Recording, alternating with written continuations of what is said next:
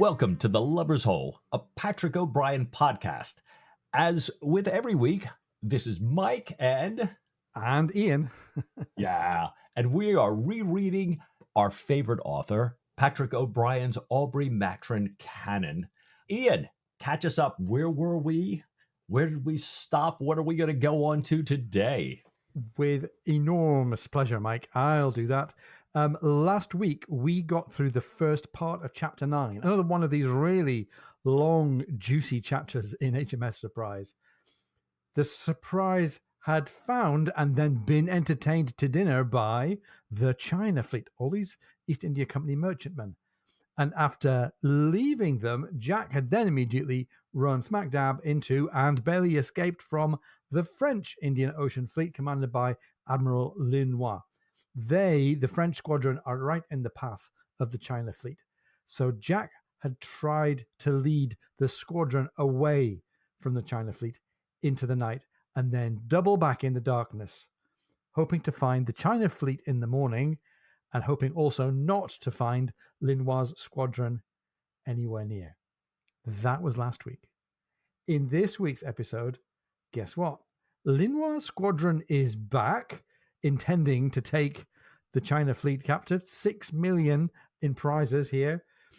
Jack's battle plan for this engagement and his unconfirmed assumptions about the situation are going to be tested. Jack's going to fight the Surprise with most of his officers and many of his gunners loaned out to Indiamen. Success is going to depend on a few things. It's going to depend on Aubreyisms. It's going to depend on the Surprise sacrificing herself for the China Fleet, just as Dryden's poem from Chapter 8 and Stephen's ending commentary on humanity from Part 1 all still are ringing in our ears. Yep. All to play for here, as we often say. Yeah. Well, we've already kind of given away what's going to happen, but we start with this just moment of Pullings, bringing Stephen a cup of coffee. Stephen, as we remember, sort of fell asleep up on deck, to get away from Jack's snoring. And after Stephen's done drinking, Tom says, "I'm going to call the skipper." He predicts that Jack is going to be most uncommon pleased. And Stephen thanks Tom for what he calls the restorative stimulating drink. Restorative meaning invigorating. It's a new one for me. Can't wait to drop that into a conversation at Starbucks one day. And he says, "Well, what's going to please the skipper so?"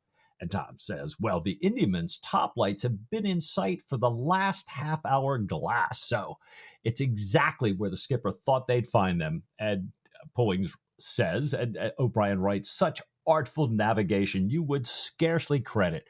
He has come at the Tom Cox's traverse over Linois." And I thought, come at the Tom Cox's traverse. That's a new one for me. Yeah, Tom Cox, who he? Oh, yes. Yeah, Tom Cox. Short probably for Tom Coxon. So, he would be a coxswain. According to the Mariner's Mirror, 1921, Volume 7, Issue 5, which in itself quotes the 1857 Naval Chronicle. Wow. The phrase means a wordy or a physical evasion. So here we're thinking this is a physical evasion that the skipper has evaded Linois here successfully. But interestingly, as you look at how that phrase has been used, it often describes a different type of evasion. That is, sailors who look busy to evade doing any real work. So I was glad to see that there was a meaning that seemed to apply. When I first was running across the other one, I thought, I don't think Jack's been doing that, evading real work. No. He's been evading the squadron. So well done. And man, I'm not quite sure. I know he had all the old references in journals, but how in the world you do this without the internet, I don't know. Thank you, Patrick O'Brien. And thank you, Dean King, for the kind of work you did, in the first days of digital work. Well, Pullings is full of completely unvarnished admiration for Aubrey's seamanship, and it does look like he's pulled off a coup. Jack himself gets on deck to see the sun shining on all those 40 sail of merchantmen, apparently safe, fat, and happy.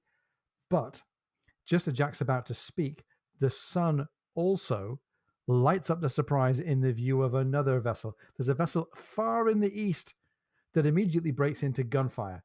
Braithwaite goes up the masthead to find out what's going on. He says it's the French brig signaling like fury, and there's another sail north of this one. So Jack's fabulous evasive Tom Cox's traverse has only been partly successful.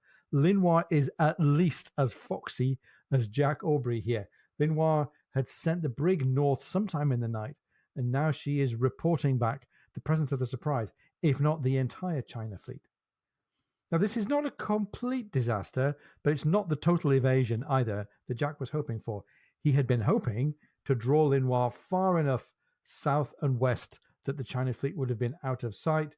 That particular ruse has failed. It should have worked, he thinks, with all the speed that the Surprise has. But maybe, he thinks, one of the French fleets saw our sails as they ran northwards. Perhaps Linois had an intuition and sent the brig back to the original cruising ground, following her with the rest of the squadron. Anyhow, the ruse hasn't completely failed. It has still bought them some time. This brig that's signalling madly is still 4 leagues off, and the other sails probably one of the frigates, at least as far again. So Jack thinks Linois' squadron is probably, just as it had been before, strung out, looking to catch sight of the convoy. Linois can't outsail the convoy by a great deal, so he hasn't got much overtake, as they say. So it's going to take him most of the day to concentrate his force and come up with the China fleet. And Mike, it seems that concentrating force is something that Jack's going to have to do as well. Yeah, exactly. He's got all the senior captains of the China fleet coming aboard the Surprise for a war council here. They're led by Mr. Muffet, the Commodore. And the captains, O'Brien tells us, are anxious, disturbed, grave, and garrulous, giving to exclamation, giving to blaming the authorities for not protecting them. And unfortunately, we might say the company requires the Commodore to listen to this entire council of captains before any decisive action. And Jack's sitting there listening to this, all this yak going on, and misses the superior rigor of the Royal Navy, all these captains arguing with each other. And finally, I think he can't take it. And he interrupts the 3 or 4 most talkative ones and says, look, there's one thing for it. We either have to fight or run. Kind of doesn't matter. All this stuff about what happened before, all these hypotheticals, doesn't matter. Now, if we run, you guys are going to be snapped up piecemeal, since I can only stop one of their frigates, and the Marengo, the flagship Linois ship, can sail 5 leagues to any one of your 3 and blow any of you out of the water. However, Jack says, if we fight, if we, as you say, Ian, if we concentrate our force, they can answer the French gun by gun. That's Jack's argument. Right.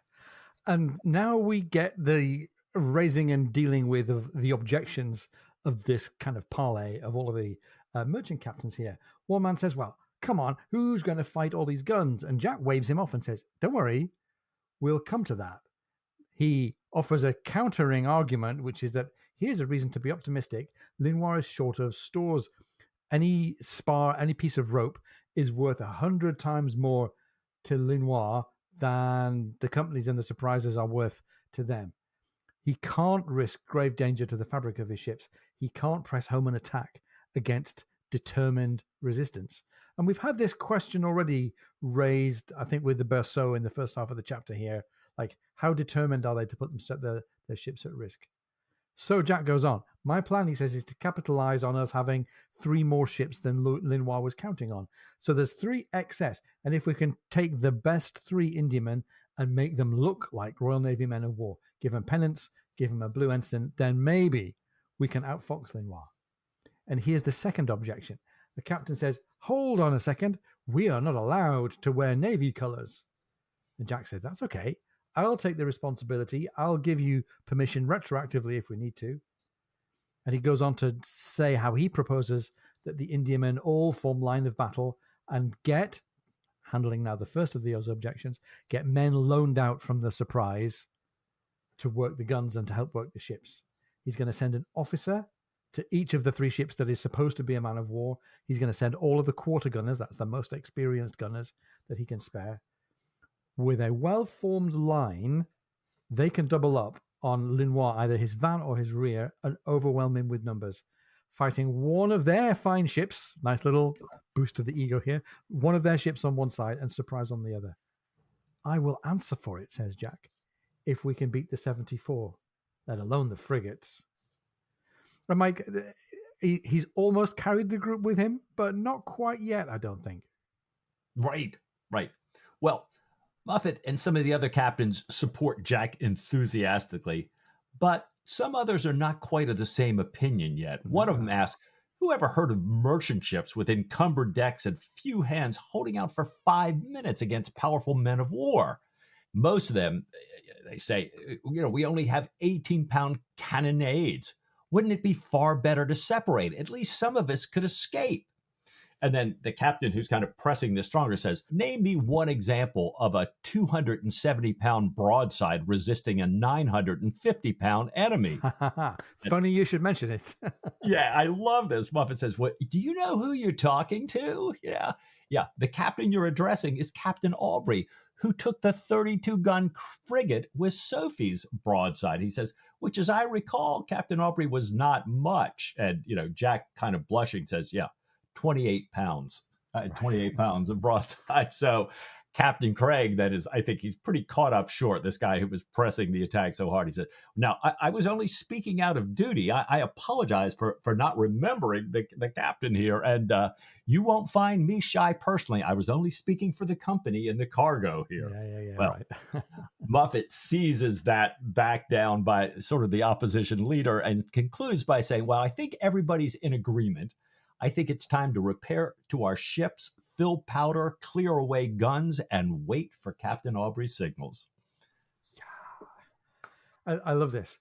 Jack assigns his officers then, just as he had promised, to the different Indiaman ships. He also sends the purser, who we had known a while back was a closet gunnery fiend, because gunnery is funnery, right? That's what we know. The gunner blushes with pleasure. He gets the chance to look after one of these Indiaman's gun batteries. He gives his officers this very wise political warning. He says, don't offend any of the company's officers. Don't make them feel ill-used by comparing them to the Royal Navy. Even though ashore in a bar for banter over rum, that's what you do. Today, we're fighting together. Please pay attention to their fragile egos, which is really good advice. Advice that he almost manages to carry through himself. Let's see. We need them to keep their guns firing briskly. We need them to engage Linois closely, he says, and to wound their spars and rigging as much as they can. Hurting or killing Frenchmen is beside the point. Back to his point earlier on that the French can ill afford to lose a spar or any rigging.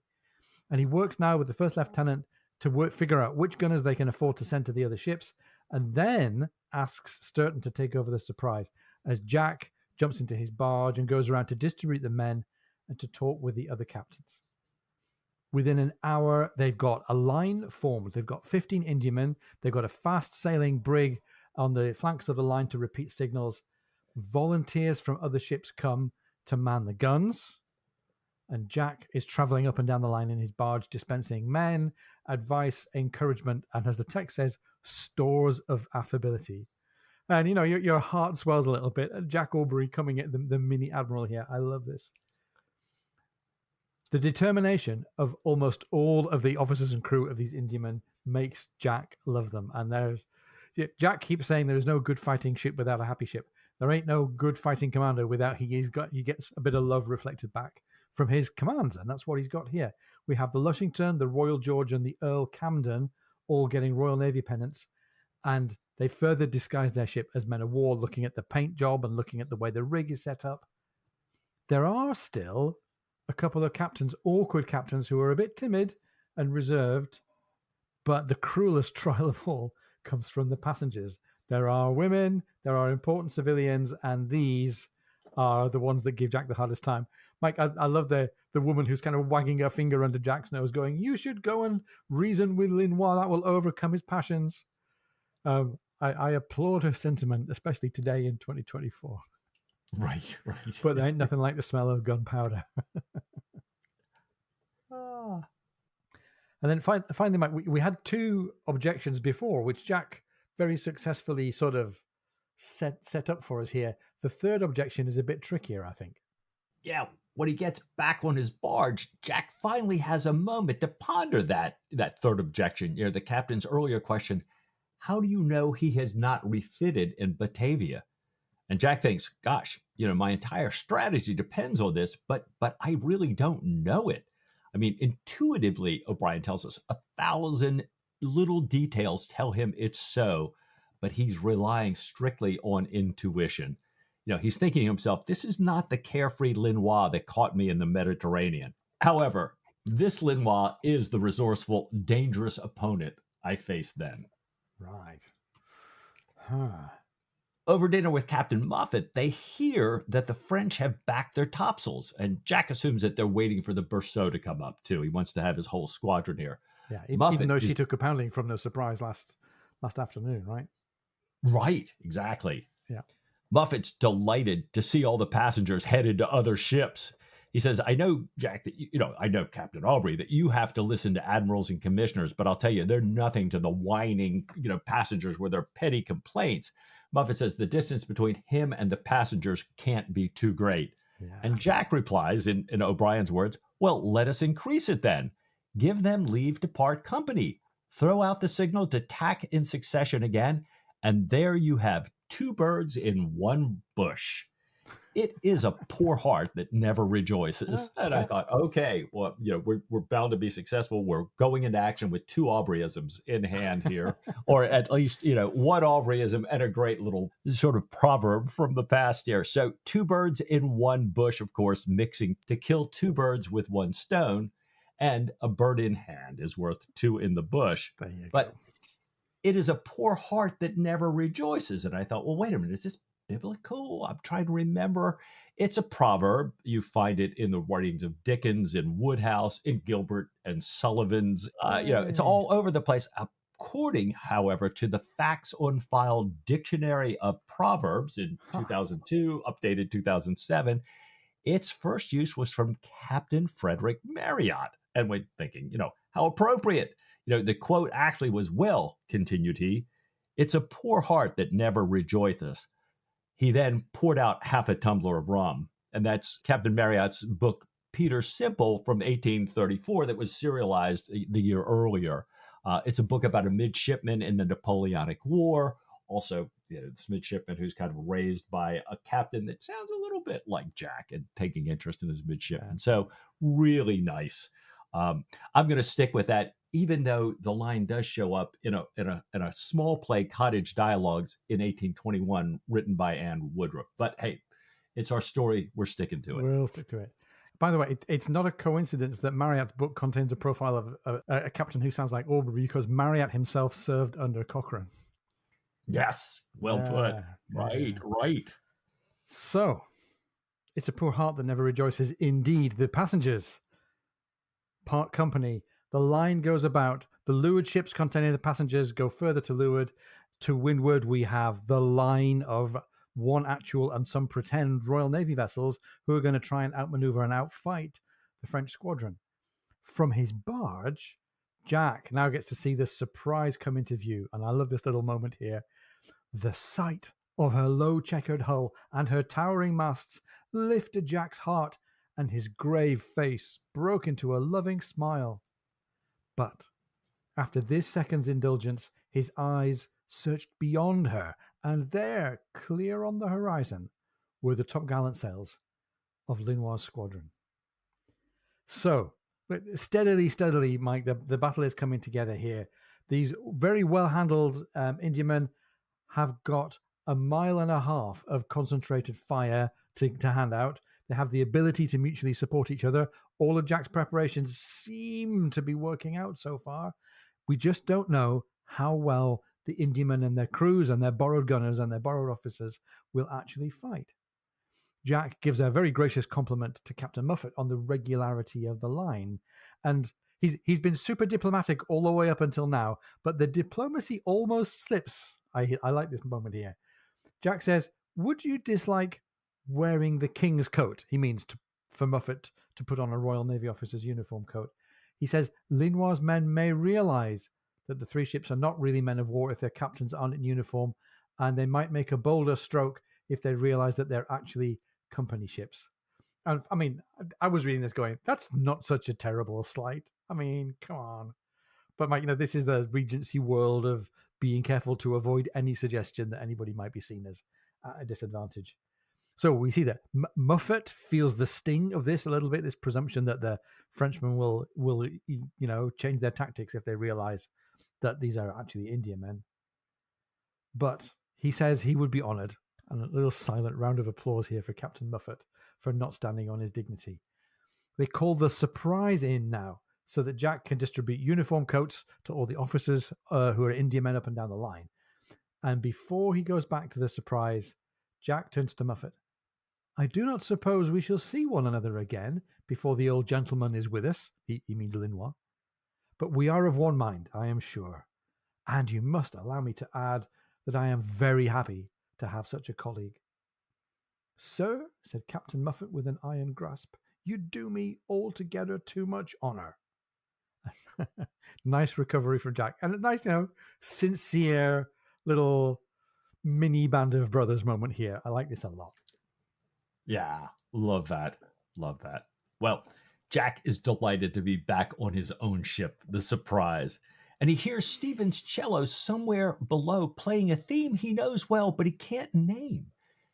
Jack moves to his quarterdeck. All of his best midshipmen and officers are now deployed to other ships, and only Etheridge and Staunton remain. Staunton, who'd been, sailing the ship in his absence.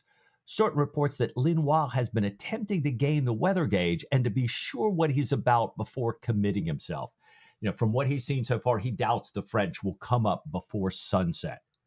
But Jack sees the Reverend Mr. White, and he notes, Chaplain, this is your first taste of warfare. And he says, it must seem very wearisome with all the cabins now cleared for action, no proper meals being served out. Mr. White says, I don't mind any of that, but I really thought it would be more exciting. And Jack says, well, war is 9 parts boredom, but the last hour makes up for it all. And he promises the Reverend some excitement either tomorrow, if not this evening. The guns will dispel the tedium and raise a man's spirit amazingly. And White asks him if a little spiritual preparation might be proper. And Jack, who's never liked going into a bloody battle with psalms drifting in the wake, as he says, says, actually, what would really help, Reverend White, is if you could pray for a really heavy swell. Jack's thinking some rough seas could really help the battle plan here. Yeah, well, I'm willing to drink to that, Mike. Let's go and grab a refreshing glass of something, and we'll toast the really heavy swell, and we'll come back in a few seconds and see how the preparations are going.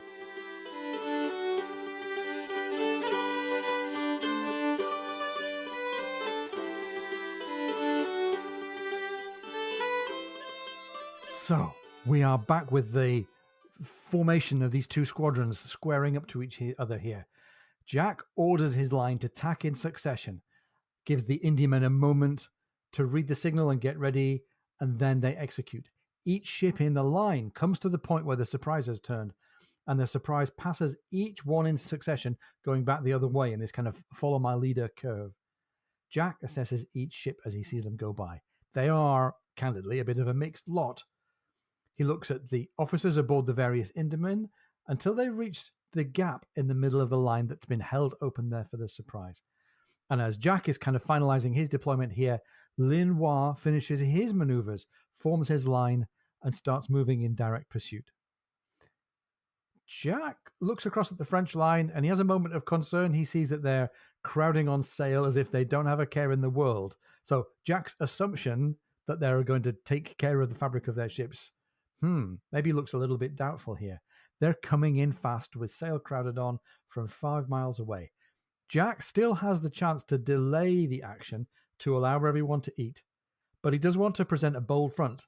He wants Linois to believe that the China fleet has got a strong, properly naval escort that can inflict serious damage. So he has to decide just how soon he's going to kind of trigger the engagement. His plan for the company is enveloping action. He's going to maintain the formation of his line until the last minute and then double up on the French ships, pulling them in between 2 or 3 broadsides. So British ships either side of every French ship, with a cluster of ships cutting up sails and rigging, allowing the Indiaman's weak guns, relatively weaker guns, to make a difference by closing quickly to short range. Linois is not going to like this. He's not going to like being surrounded by a determined swarm, especially with the idea that there are men of war mixed in with the Indiamen. However, Jack's worried from his own side about what it's going to take to endure long-range fire from the Frenchmen as the Indiamen move close enough for their guns to be effective. Mike, this is the age-old dilemma. Do you take the alleged saying of Nelson, "Never mind maneuvers, go straight at them," or do you stand off and protect the fabric of your ships? It's a tough one. Right, right. Especially as we've seen this difference in weight of metal, the difference in kind of guns, the difference in what range they're effective, and who's plying the guns. Even though they've got lots of volunteers from other ships to come, they've got Jack's gunners. It's still as you said, a mixed bag, here. Well, as they get closer, Jack's realizing that his mind is sharp, but his body's really weary. And he thinks, I'm growing old. And then he remembers, well, Linois is a lot older. So he thinks, well, perhaps Linois will make a blunder if he comes on like he's doing. And Jack prays for that blunder because the French are still coming fast. And Jack prepares a signal for the line to wear together with orders to engage in the van, the center, and leeward, an aggressive maneuver, sending his line fast towards the French. It's the kind of move that a commander looking for a decisive action would make. And this is Jack's thinking, because that move threatens, again, to take the French between two lines of fire. Yeah. Now, he thinks the Indian men are going to lose the advantage of the wind if he does that, but Linois might just see that as a mark of confidence, like, whoa, they're willing to do that. But I'm thinking to myself as I'm reading all this, this isn't just a competition of a broadside weight of metal like the captains were praying. Jack is kind of playing chess, three-dimensional chess, perhaps, poker with cannons and sails. I just love this. I like it too. It's a great analogy, right? Just like in poker and in chess, he's going to decide how much of his strength to give away and how much to hold back. How much is he going to sacrifice some pieces early in the game to get himself in the position that he wants to get to? Right. So he sends up signals. He gives his little squadron again time to prepare for this maneuver that must go perfectly. Any hesitation, and Linois will spot the relative lack of kind of sail handling and training aboard the different ships and figure out what's afoot. Jack walks the quarterdeck once more and orders the firing of the gun that triggers the execution of the wearing maneuver. And fantastic news, the move goes flawlessly.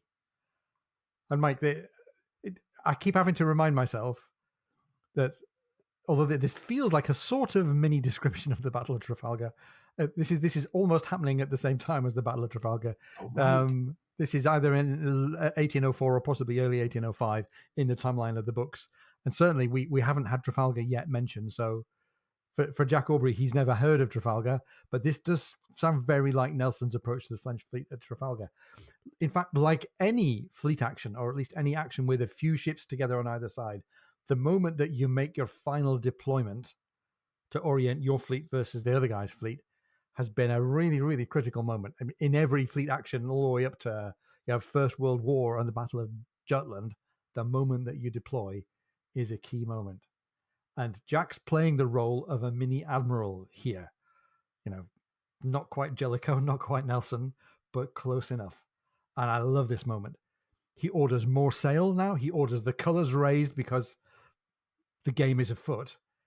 He orders the Ocean, one of the Indiamen, to make more speed. They can't slow down while they're approaching the French. Again, they've got to maintain this illusion of a mobile, well-handled, aggressive fleet. The two squadrons draw together at a combined speed of 14 knots. It's going to take only 5 minutes for them to come within range. Mr. White, the parson, is about to find out what battle's all about. Only Linois fires a signal gun. The French ships haul their wind, turn, and decline the engagement. Whoa. And I'm like, oh, I was getting all ready for it then. We ask ourselves immediately what's been going on here. And O'Brien teases us by taking our attention away from the tactics and the lines of battle and the ships and the wind down into the aesthetics of the situation here. Jack orders the line to tack once again. They come about. The sun is setting, and from somewhere in the depths of the ship, as O'Brien says, the cello was still singing away, deep and meditative. And all at once, the elusive name came to him. That's to say, it came to Jack. It was the Boccherini suite in D minor. He smiled, a great smile filled with many kinds of happiness. Well, gentlemen, he said, that was pretty creditable in the Indiaman, eh? Now, we'll come to an analysis of what's really happened here in a minute. Mike, I'm going to take a moment here to analyze Boccherini just for a second. Oh, we have to. So, and we said this, you'll hear a longer discussion from me on this in the episode when we first read through HMS Surprise. Suite in D minor by Boccherini. There ain't no such thing as a cello suite in D minor by Boccherini. But Boccherini is, of course, a favorite, very apposite composer for this time and for Jack and for Stephen and for Patrick O'Brien. But no such piece exists. It could have been from one of Boccherini's sonatas, some of which were scored for 2-string instruments. There is a sonata in D for violin and cello, which has a slow movement in D minor, which I think is actually the basis for another Boccherini reference coming later on in the book, but never mind. He could also have been conflating in his head Boccherini as a composer and the very famous suite for cello by Johann Sebastian Bach in D minor. And maybe that was what O'Brien had in mind. We certainly hear later on in the canon that Jack and Stephen discover and come to love the work of old Bach, as Jack calls him. But with all of these different references to work with, none of them particularly deeply hidden, why was it then that O'Brien just chose to write about Boccherini's suite in D minor? Who knows? But we get the idea of what it must have sounded like at any rate. Right.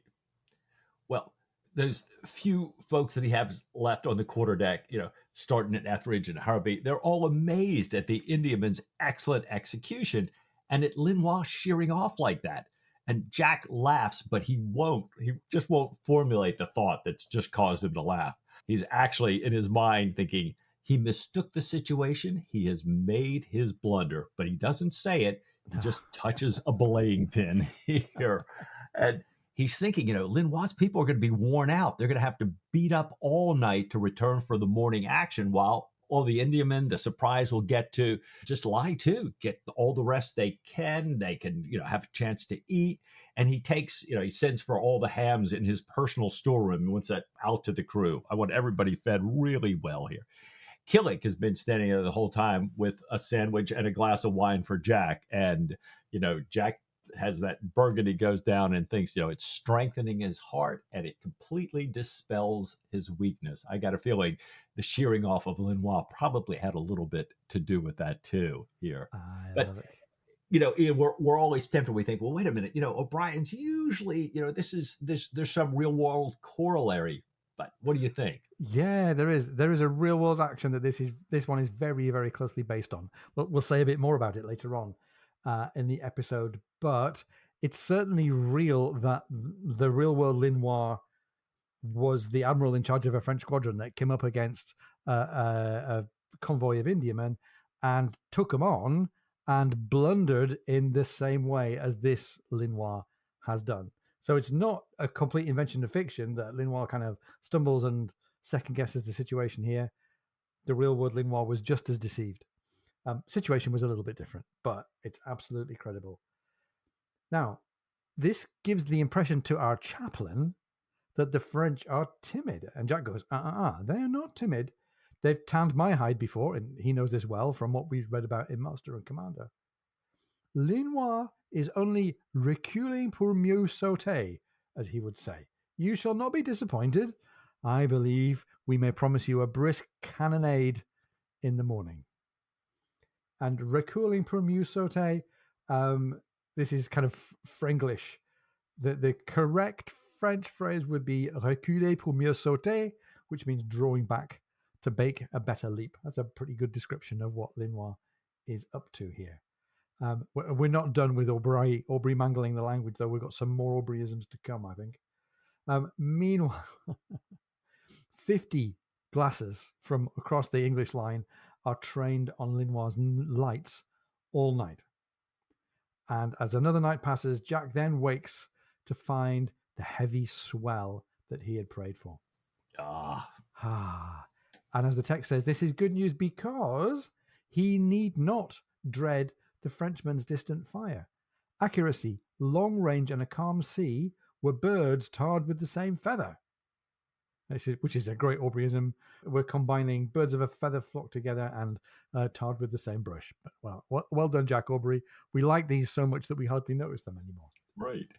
The French line, having laboriously beaten up all night and positioned itself to gain the weather gauge, is 3 miles away. They, the French, can bring on the action at any time now, but they don't. They sit there, backing and filling, rolling and pitching on the swell. One of the frigates, the Semillante, comes down within gunshot range to have a look at the English. Even with the return of the Semillante, the French continue to sit as the heat of the day increases. And it's beginning to look more and more like Jack Aubrey has got inside Linois' head to some extent here. Yeah, yeah. And to add to it, Jack sees that now, with this heavy swell, if he engages the Marengo from leeward, she won't be able to open her lower ports. She can't risk opening them without, being possibly flooded in the heavy swell. Again, this swell that Jack had asked Mr. White to pray for. And so Jack's thinking, without her lower guns, the match is much closer to even. But he says, even with that, what in the world is Linois waiting on? $6 million in prize money here to be captured. Is he impressed that the British all sat there all night and didn't attempt to flee in the darkness? Something that they would most certainly have done if yesterday's bold advance had been a ruse. Well, Jack has the crew piped to breakfast. He welcomes Stephen for coffee. And Jack is saying how grateful he is for his 5 hours of sleep. He feels a new, vigorous life. And he knows, O'Brien tells us, that he'll either succeed or fail credibly today, which is, it's an interesting thought. I like that. The text says, it would be a near run thing in either event, but he had not launched himself, his ship, and 1,500 other men into a foolhardy enterprise. The anxiety was gone. In other words, from yesterday's performance, this is a doable thing. I wasn't just, wasn't out of my mind. My assumptions perhaps were valid here. Well, the captains had handled their ships well, and they knew it. So you can kind of feel, he's saying all along the line, this kind of renewed hope and confidence here. And Linois' retreat had done wonders for their fighting spirit. Everybody's now ready to fall in line. So all the captains are on board with this battle plan here. By the way, there's a lovely little unconscious, or I don't know, maybe conscious, slightly anachronistic quote there. A near run thing was how Wellington described the Battle of Waterloo, which was to come. I love that. Yeah, 11 years later. Yeah, good. So with Linois kind of sitting on the fence, Jack wants to help give him a little nudge and make up his mind. Jack orders the line to tack and stand away to the westward. The French ships wear around, slanting toward the Indiaman. Jack sends Stephen below to his battle station, tells Sturton, finally at long last, to beat to quarters. The surprise has been ready in reality for a long time. The French come down towards the English line under easy sail. And Jack's not sure what they'll do, but he knows they'll be in action in a quarter hour in one way or another. And the surprise is kind of taken over by this rather grave silence and by this urgent longing for the action to start. And suddenly, Linois and his squadron crowd on sail. And now we have a real tactical moment, a bit of grasping of the nettle by Linois. Jack realizes that Linois' intention now is to head straight for the middle of the line, to break the line, in fact, by sending his heavy flagship, the Marengo, directly at the gap between the two apparently weakest ships.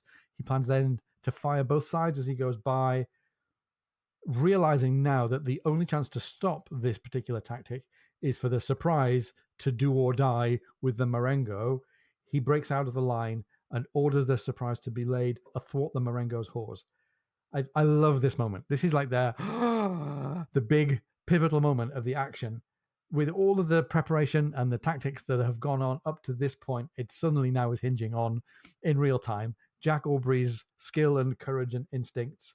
And every time I read the phrase he yelled, "I am tacking out of the line," it makes the heart beat a bit faster. Yeah. Can't you see this in the series? I mean, this moment in the series would be so good. Come on, let's get this series started. So, surprise speeds then to cut off the Marengo with the intention of holding her until his van ships, the strongest ships in his line, can move up and support the surprise. So he has to run solo directly into Linois' broadside. It might be possible in this sea, he thinks, remembering that we now have the heavy swell that he prayed for. Whatever happens, he can't afford to allow the French to break the Indiaman's line and to break down the mutual support that Jack's worked so hard to concentrate. So we go from big picture to first person with Jack. Now we get to go into the company of the ship's crew of the surprise, right? Right. Jack immediately jumps down and speaks with each of his gun crews, and O'Brien says he does this with a friendly intimacy, the intimacy of old shipmates together now. Don't waste a shot, he tells them. Fire high on the upward roll, ball and chain as soon as they'll fetch. And he says, remember, the French can't open their lower gun ports. He says the surprise is going to take the French fire, but we're going to serve them out once we're snug athwart their bows. So he's, I love this. He's up there with the big strategy, down there, intimate, a companion brother in the band of brothers coming into battle here. So the first raging shot from the Marengo comes aboard. The next is even closer. Then 4 shots of the Marengo's broadside now strike the surprise. Another broadside comes, more accurate this time. It actually checks the surprises way momentarily. There are holes in the foresail and mainsails. The French are firing a broadside every 2 minutes, and Jack Aubrey has got his eye on his watch and he's going, indifferent brisk. He thinks he can do better. The surprise draws 1/4 of a mile closer in between the broadsides. And Jack's got one option for kind of giving his men something to claw back with, and that's to let the bow gun fire at the Marengo to help relieve the silent men who've just got to sit there and take it for now. The Marengo once again hits them like a hammer. 6 guns now from the frigate Sémillante join in, and the surprise is really taking a beating. There's rigging going aboard. The carpenter reports 3 feet of water in the well. There are some holes under the waterline, not too bad, but, dangerous. And Jack thinks the next round is going to be grape, and he gives the order for all of the crew to lie down flat on the deck once the Marengo starts firing grape. And now, Mike, we really start to see the cost of this action. Yeah, there's another broadside. The surprise's wheel disintegrates, and Harrowby, who'd been standing there, is cut in 2. Through the speaker tube, Jack learns that the surprise can still be steered from below. 3 of his guns are dismounted. There's splinters and booms and all the shattered boats littering the decks. Cannonballs and loose guns are running free. Jack claps a hammock under a loose larboard chaser and whips a line around the swell of its muzzle. But just as he's about to get a hold of it, a 36-pound shot cracks against his ankle, bringing him down. Staunton is trying to hold another carronade with a handspike so it doesn't plunge down the fore hatchway and through the frigate's bottom. That would be fatal. Another gun, amidship, slides through a group of men, smashes through the side, and plunges into the sea. And Jack knows, if only all my officers were here, this wouldn't be happening. Rattray, Etheridge, they're here. They're doing everything they can, but this discipline is kind of going by the board with all of this happening all at once and not enough people to direct the action here. Right. And I love this moment. This is a very authentic bit of like real naval life here. Fighting a ship is about keeping the crew steady and managing damage as you maneuver whilst taking hits. And damage control has been a big priority for ship's captains down the ages.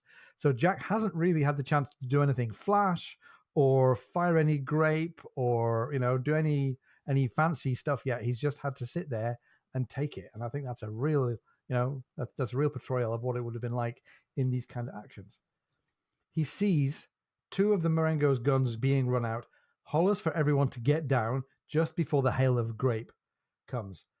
The French have shot too high. Once again, the surprise's way is checked, but she's still moving headlong towards the Marengo despite the damage. The rearmost Indiaman now fires, opening up some holes in the Marengo's fore topsails, and the steering on the surprise is starting to get heavy. Jack, even so, gets the surprise close enough to the Marengo that they can avoid her guns, and he throws Harrowby's body overboard, and as he sees 6 Indiamen coming down under a press of sail. The surprise's men are standing to their guns. The Indiamen stop firing now for fear of hitting the Surprise. The Surprise finally gets to serve the French out. They fire directly into the Marengo, so the Surprise is kind of sideways across the bows of the Marengo now, so her broadside can completely sweep the deck of the Marengo at long last. Her head and her forecastle are swept clean. There's a staysail flying wild, so they've done a little bit of the damage that they sought to the Marengo's rigging. Jack tells the men to pitch up the guns. They need to hit the rigging. They need to hit spars and masts, not killing Frenchmen. That's not what they need today. The topsail is backed to keep the Surprises way under control, and they hammer the Marengo's bows as fast as their guns can fire. The men are really glad to get the chance to return the drubbing that they'd received. Jack now sees that Linois intends to run the Surprise down or board her. And he starts to maneuver the Surprise to get back to the bows, to keep hitting the Marengo. And he can see the slaughterhouse forward on the Frenchman. He's doing great damage here. As the Surprise forges into a heavy, sluggish turn, Marengo starts opening her lower gun ports and running out her 36-pounders in spite of the sea. Now, if Jack can bring his guns to bear, he can fire a shattering broadside at pistol shot range and sink the Marengo. I'm thinking, whoa! Again, I could just see this in the series, and my heart stopped a little bit here as I'm reading.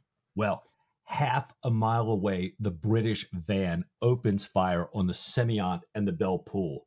Jack calls below. He needs a hard turn to port. He can only keep ahead of the Marengo by continuously falling away from the wind, but Surprise's guns can't bear because her stern then points at the Marengo's bows. And Jack wonders why the Marengo doesn't yaw and fire at the Surprise with the guns that she already has run out below. And Jack hears a great bellowing of guns to starboard and wonders, wait, the Marengo's signaling. What's she signaling? And the company ship Royal George and the two ships behind her are coming up fast to engage the Marengo on the other side. The British van, chasing in from the west, threatens to envelop Linois, the one maneuver he most dreads. This is great. This is the 7th Cavalry over the hill moment. I love this almost as much as I love the crew jumping into the boats aboard the Polycrest in Post Captain. This is really good. Right.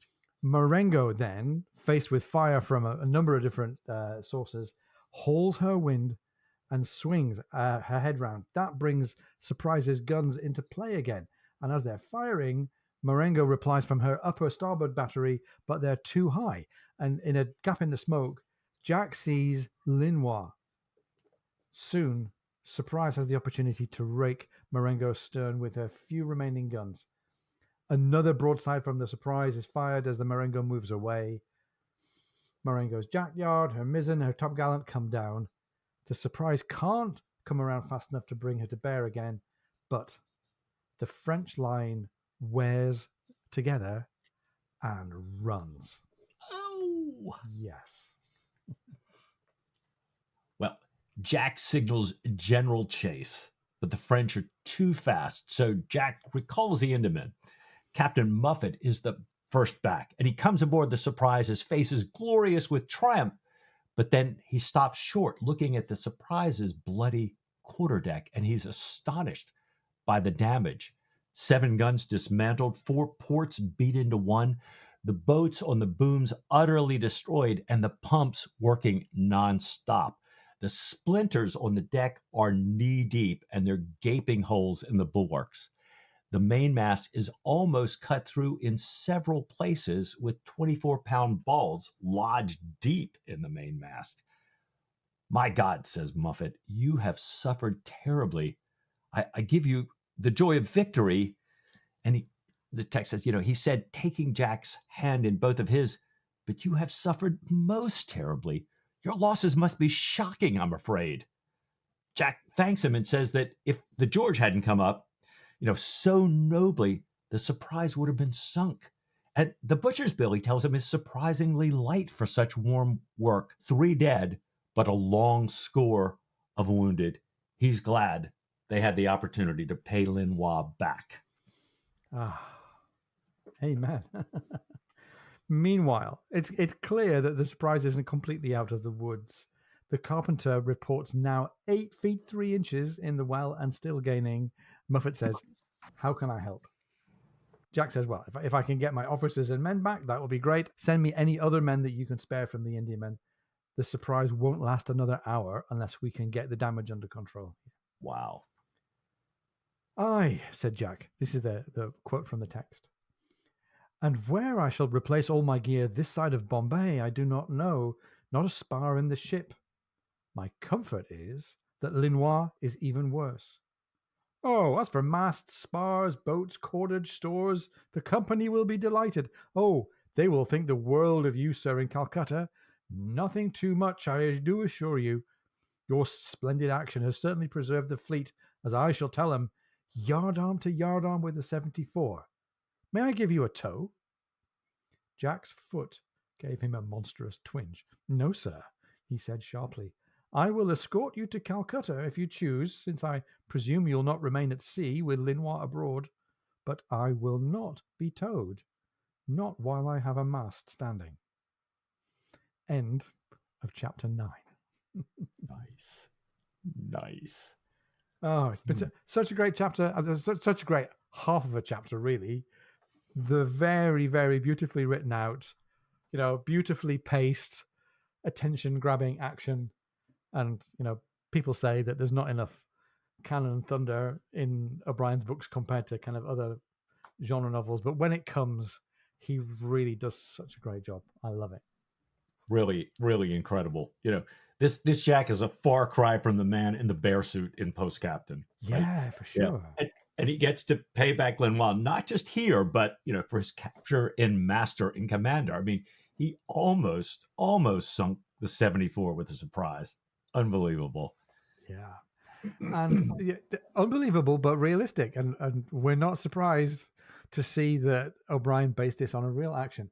Interesting. You might even say that the real action was even more remarkable because more or less this situation arose in an action called the Battle of Pulo Ora, an action between Linois Squadron and just a convoy of merchantmen. There was no Royal Navy ship there. There was no frigate. There was no bumptious captain named Jack Aubrey. There was just the East India convoy and a really enterprising Commodore, a man by the name of Commodore Nathaniel Dance, who was in command of the Indiaman Earl of Camden. Nice. Yeah. So a real-life battle, almost the same merchant ships, certainly the same French Navy ships. All of this took place without the assistance of a mini Cochrane in the shape of Jack Aubrey. We'll share some links to the description of the battle, and there's a really nice picture of a view of what the fleet looked like as they were engaging. Wow. Well, I love this. We've got Jack. This is clearly a chapter mostly about Jack, or this second half anyways. He does a great job with his own ship.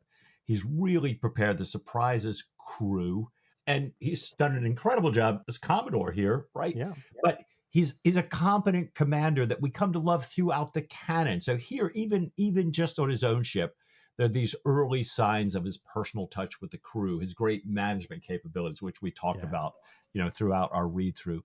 And I loved the way he prepared his officers and crew and ensured that they would not insult the company's ship's officers and crew. I mean, what a great touch about how we have to work together, which kind of hands back over to this, maybe a Commodore in waiting. I don't know. What do you think, Ian? I think he does a really, really good job. It's funny, though, that having done such a good job diplomatically not wishing to insult the Indiaman, when it finally comes to it, he's earned the right to say, no, dude, you're not towing me. If I have a mast standing, if there's blood left in my body, I'm not accepting a tow from an Indiaman. I would never hear the last of it. Right. And he's very careful but by the way, we knew already that he was a great ship commander. This is our first time, I think, seeing him having the skills of a commander of other ships, even on a small scale, even if they are, in air quotes, only merchantmen. He hoists his signals and gives the Indiaman time to read the signals. He chooses his moment. He husbands the kind of concentration of forces that he has. I think it's really, really great stuff. If anything, Mike, you could say that O'Brien might even be running a bit ahead of himself. If the newly made post Jack Aubrey does this well in command of a small squadron, if he gets made a Commodore straight away, as would seem possible at this point, how are we going to fill the remaining 18 books with the twists and turns of his professional career? He's going to be an admiral in a fortnight. So I think, actually, after this book and after the Mauritius Command, O'Brien must have had to make a decision to let Jack's career kind of flow back a little bit and then take up a slower trajectory just to give himself the time to tell more stories, at least more stories that were predicated on Jack Aubrey and his career. And aren't we glad he did? Oh, yeah, absolutely. Yeah. Well, it's interesting, as we were saying, plenty of action here to be had, more than we've seen in some time. However, despite being surrounded by all these prizes that weren't going to be available, Jack really doesn't get the chance to capture one. So he still hasn't sealed the deal with Mrs. Williams and Sophie. I'm thinking, oh no, here is this great chance for glory and prize money just to close my marriage deal. But it's not going to happen. And that's not the only kind of romantic interest in off on the sidelines here. No, they're going to escort themselves to Calcutta, and we all know who and in what circumstances he's waiting for Stephen in Calcutta. Maybe with the envoy having died, they're going to get to Calcutta too soon for Stephen to Diana. I don't know. It's certainly intriguing to think that we might be about to hear how that all goes, the Stephen Diana thing, the marriage proposal, the potential conflict with Canning. Is Diana even going to be there? Right. Can they make it back there without incident? This is, after all, Patrick O'Brien. It is indeed Patrick O'Brien. Ian, what do you say next week to just a little bit more of that very same Patrick O'Brien? Mike, I should like that of all things.